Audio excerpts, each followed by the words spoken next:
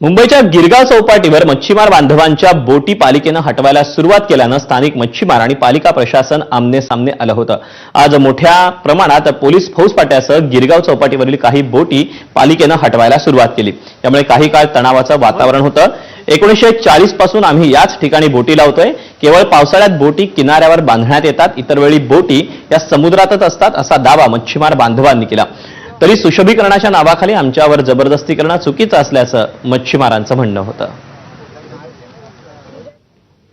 सातत्याने कारवाई सुरू आहे।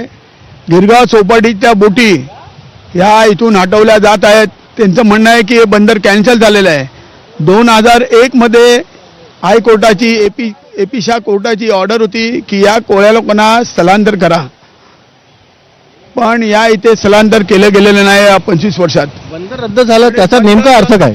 बंदर रद्द झालं म्हणजे फिशरी डिपार्टमेंटनी खोटं नाटं सांगून कोर्टाला सांगितलं कसाब सारखे प्रसंग इथे ओढू शकतात। इथे गणपतीचा उत्सव होतो, एवढं पब्लिक येतं आणि कसाबचं नाव सांगितलं। कसाब हा कपरेटमध्ये आला, गिरगाव चौपाटीत आला नाही। आणि आता कसाब सारखा दुसरा माणूस आला तरी काय आम्हाला तुम्ही काढणार का?